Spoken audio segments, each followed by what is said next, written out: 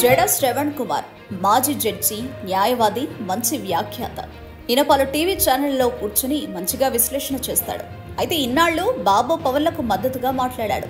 అప్పుడప్పుడు వారి తప్పులను ఎత్తి చూపేవాడు. కానీ ఈ మధ్యన నిక్కచ్చిగా మాట్లాడడం అలవాటు చేసుకున్నాడు. ఏ హామీలు ఇచ్చి అధికారంలోకి వచ్చారో ఇప్పుడు బాబు పవన్ల మోసపూరిత హామీలను నెరవేర్చాలని ఏపీకి వచ్చి మరీ జడ శ్రవణ్ కుమార్ నిర్వహించిన ప్రెస్ మీట్ ఇప్పుడు సంచలనమైంది. బాబు పవన్ కళ్యాణ్లకు ఓ రకంగా జడ శ్రవణ్ చెమటలు పట్టించాడంటే అతిశయోక్తి కాదు. పవన్ కళ్యాణ్ ఎన్నికల ముందర జగన్ సర్కార్ను అభాసుపాలు చేయడానికి వాలంటీర్లను పావుగా వాడుకున్నాడు. వారేదో దోపిడీ చేస్తున్నట్టుగా ఒక విషయ ప్రచారం చేశాడు. పవన్ ఇంత చెబితే దాన్ని చంద్రబాబు, ఎల్లో మీడియా పదింతలు చేసి జగన్ సర్కార్పై నెగటివిటీని ప్రచారం చేస్తుంది.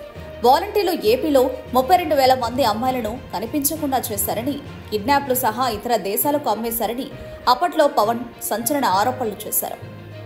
ఇప్పుడు అదే పవన్ కళ్యాణ్ చెప్పిన ఆరోపణలను నెగ్గు తేల్చాలని జడ శ్రవణ్ డిమాండ్ చేసి బాబు పవన్లకు చెమటలు పట్టించారు. మామూలుగా వారికి కౌంటర్లు ఇవ్వలేదు. పవన్ చెప్పినట్టు వాలంటీర్ల ద్వారా కనబడకుండా పోయిన 32,000 మంది ఆడపిల్లలను ఇప్పుడు పవన్ కళ్యాణ్ వెంటనే అధికారాన్ని ఉపయోగించి పట్టుకుని వాళ్ల కుటుంబానికి అప్పచెప్పి తన మాటల్లోని చిత్తశుద్ధిని నిరూపించుకోవాలని జడ శ్రవణ్ డిమాండ్ చేశారు. కేంద్రంలో, రాష్ట్రంలో మీ ప్రభుత్వమే అధికారంలో ఉందని, మీరే డిప్యూటీ సీఎం అని, కనిపించకుండా పోయిన 32,000 మంది అమ్మాయిలను తిరిగి తీసుకురావాలని పవన్ను, బాబును కోరిన జడ శ్రవణ్ ఆ ఇద్దరిని ఇరుకున పడేశారు. ఇప్పుడు ఈ వీడియో సంచలనమైంది. బాబు పవన్ల అబద్ధాన్ని నిజం చేస్తారా? ఆరోపణలు తప్పు అని ఒప్పుకుంటారా? చూడాలి మరి. గత ప్రభుత్వంలో 5 సంవత్సరాల్లో వాలంటీర్ల ద్వారా 32,000 ఆడపిల్లలు అదృశ్యం కాబట్టారు.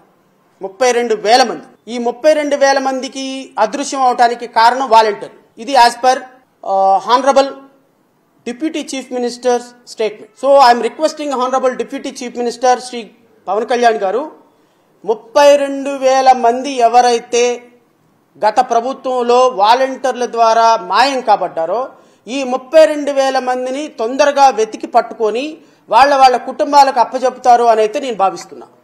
ఎందుకంటే హోమ్ మినిస్టర్ కూడా, సెంట్రల్ హోమ్ మినిస్టర్ కూడా కాన్ఫిడెన్షియల్ గా మీతో చెప్పినటువంటి అంశాలు ఇప్పుడు గౌరవ హోమ్ మినిస్టర్ కూడా మీ ప్రభుత్వంలోనే ఉన్నారు కాబట్టి, కేంద్రంలో మీ ప్రభుత్వమే అధికారంలో ఉంది కాబట్టి ఈ 32,000 మందిని వీలైనంత తొందరగా అప్పజెప్పి వాళ్ళ కుటుంబాలకు ఇవ్వగలిగితే హానరబుల్ డిప్యూటీ చీఫ్ మినిస్టర్ గా మీ యొక్క గౌరవం అత్యున్నతంగా పెరుగుతుంది.